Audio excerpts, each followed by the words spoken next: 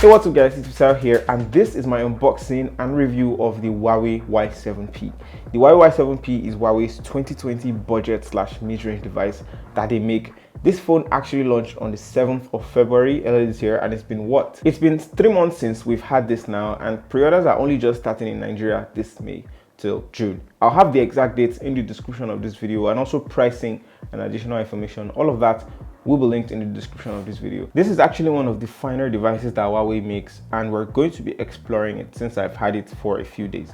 I also have my timestamps in the description of this video, so you can skip ahead to different sections of this video that you want to get quickly informed about.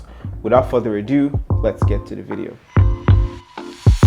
Before we move on guys, do hit that subscribe button and click the bell icon beside it to turn on notifications so you'll be the first to know when we drop a new video. That being said, we'll move right into the unboxing of this device. This is the box of the Huawei Y7p, and inside it we've got the device itself. It's in a semi-loose wrap, and we'll be keeping it to the side for now. There's also a smaller box which has the SIM ejector tool inside. And inside this box is also where we have the quick start guide flexible case, which does the job. I recommend wearing it if you want to preserve that gradient polycarbonate finish on the back. Underneath that is the charging cable, which is not a USB-C one, unfortunately. We also have the power adapter and a headphone that's not of the in-ear kind. Taking the wrap off this phone, you can see that the front's 6.39-inch display is quite big, and on the back is the cool gradient effect. This has sort of a stroked effect in that two-tone gradient look, and this device has gradients on the sides, and it's not something that you see often. Many manufacturers have like a sandwiched design. This one is an all-round gradients on the side, gradients coming from up to down from the sides as well, and it's all round. I like the edges, and it's a dope design. The downside though is that it's a fingerprint magnet. You can also see the fingerprint reader at the center of the back of the phone, the triple camera brand beneath all that camera, and when you look downwards, it's just the Huawei branding and certification notes. On the top of the device there's a microphone, and to the right is the power button and volume rocker keys.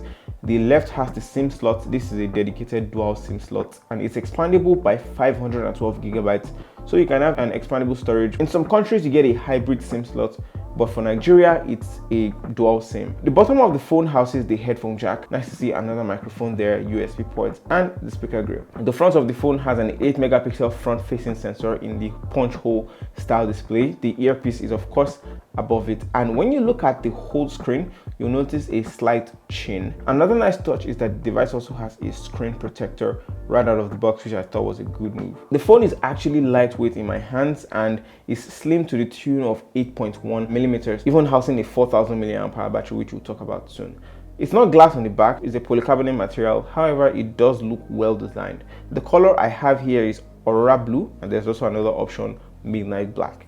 In terms of the display quality of this Huawei device, Huawei ships this with a 720p display, 1560 by 720p to be exact, and when I watched video on it, 1080p was downscaled to 720p, but it looked sharper. But if you're going to be streaming on this guy, you have to know that it's going to be capped at 720p. Specification wise, it's of course an IPS LCD panel, it's 2.4% screen to body ratio, modest 269 ppi, and unfortunately, because Google services are not on the newer Huawei devices, you get an error message when you launch the YouTube app. But if you want to watch a YouTube video, you can of course do that in the web browser or a browser like Opera Mini.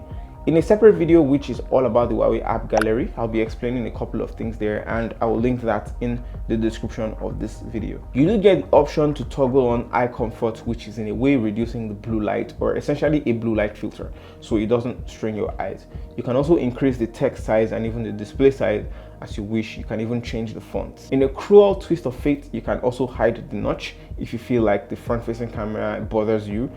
But why you would do that is beyond me. I don't know. I wish the system navigation settings was in the display menu, but when you go to the system settings, you can see the navigation options. You can select between gestures, 3 key navigation, and a third option which isn't really an option per se, but a style of additional navigation, the dock, which places an opaque circle on your screen, and you can use it to go home, recent tasks, and as a back button for commands. You know, it's kind of like a joystick. Also guys, if you're finding this video useful and you have gotten to this point, I'd really appreciate if you could leave a like so more people can get to see this video, and of course do subscribe and click the bell icon beside it so you'll be the first to know when I post new content, you know. And also that video explaining the Huawei app gallery, and how to better utilize your Huawei smartphone. That will be linked below. When you look at the sound quality of the Huawei Y7p, when you look at the sound quality, bros, when you look at the sound quality, in terms of the sound quality, it's not a stereo speaker device. It's more of a single loudspeaker at the bottom of the phone, and it does sound decent. From my not so comprehensive test, here's how it performs. This is my sound quality test of the Huawei Y7p. I'm holding the phone in the same position I'll hold it when I'm making a phone call. Do let me know what you think about the sound quality in the comment section below.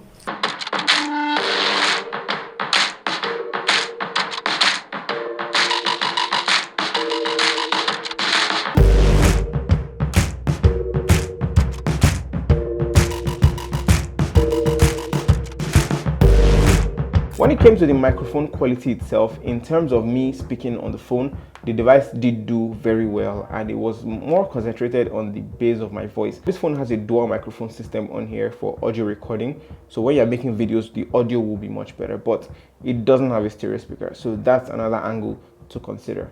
It did sound a little thin in comparison to the real song. However, it was decently loud, but not super crisp, and it wasn't even bass heavy. It was more on the high notes, so you may not have problems with listening to voices out loud, but for music, it's a bit faint, but loud. The Huawei Y7p currently runs on Android 9 based on Emotion UI or EMUI 9.1.1.911. It did feel snappy during my use, and it was something I liked about this device as well. When you talk about the processing power of the Huawei Y7p, you are talking about the Kirin 710F, which was used on one of Huawei's cool mid-range devices last year, the Huawei Y9 Prime 2019, which has a pop-up camera.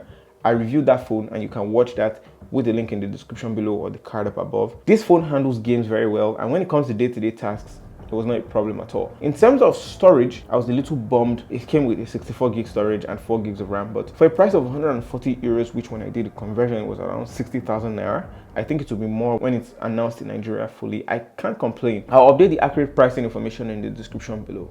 On the brighter side though, and as I mentioned, of course, you can increase the storage externally by 512 gigabytes of memory here. And this phone does come with a big 4000 milliamp hour battery. Huawei claims 22 hours of screen on time.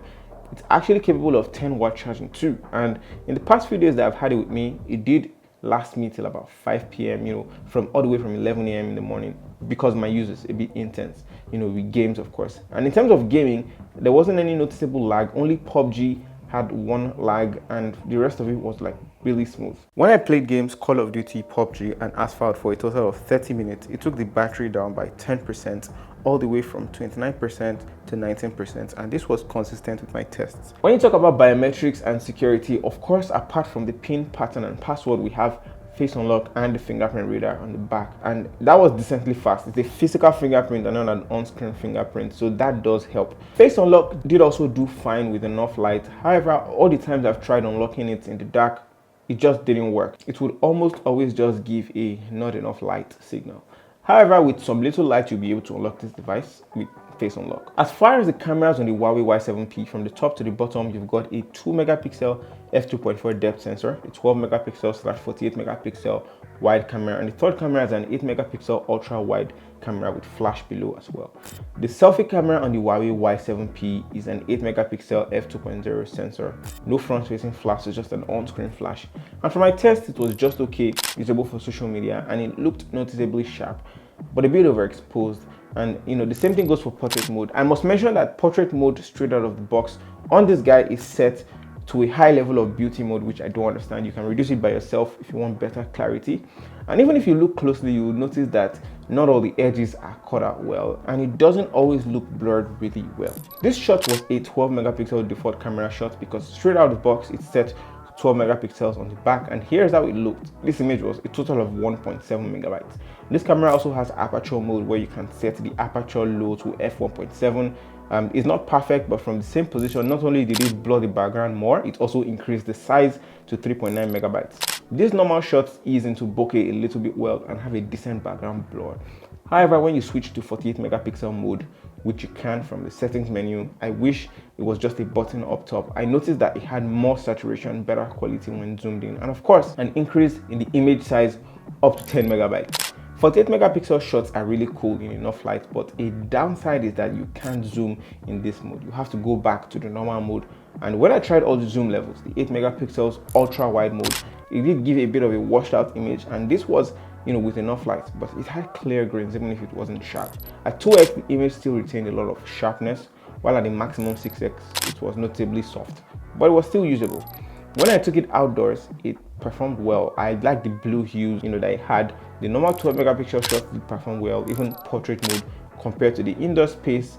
And portrait mode was way better, since from the separation of the background, it was much smoother and it made for a more sharper image. As far as video, this guy can shoot 1080p at 30 fps. And when I tested it out while walking, it was actually shaky. And you can see it did hunt for exposure and clarity a lot, but this didn't affect sharpness. So tripod and control environments would, see the Huawei Y7p thrive. Slow motion features on this camera is 480 fps, and I did test it out. Like the Nova series, this does compute frames in an uneven way, but it still looks pleasant and of course slow. It ended up being usable, and you can't edit slow motion frames in post, so what you see is what you get. Huawei's night mode was also cool, performed as usual and brightens the dark scenes. And with help with AI features, you can also see that it helps things on here. I'm testing it out a little bit more, and let me know your thoughts about the camera quality of the Huawei Y7p. If there's anything you'd like to know, do leave a comment below. I'll be able to answer them. I'll be chatting with you guys. Also, as some of you may know, I'm honored to be Musicbed's first African ambassador. So this means that all the songs I use in my videos, my intro, everything and more are by Musicbed. It's what a lot of my friends who make videos now use. And if you're a content creator and you want to use music for your creative projects, videos or short films to upload to YouTube, it's a great service for you if you want to use music in your videos. You can try it for free for 30 days with the link below, my link below, for very interesting songs. And depending on your channel size, after a 30-day free trial, that's only when you get to pay as low as $9.99 or 3,900 Naira per month. Do check out the link in the description below. That's it for my video, guys. Do leave a like if you did enjoy this video, if you saw it valuable, and of course leave a comment below. If you have questions, comment. I'll be able to answer them for you guys. And don't forget to subscribe and click the bell icon beside the subscribe button so you'll be the first to know when I drop a new video. Thanks a lot for watching, and I'll talk to you guys in the very next one.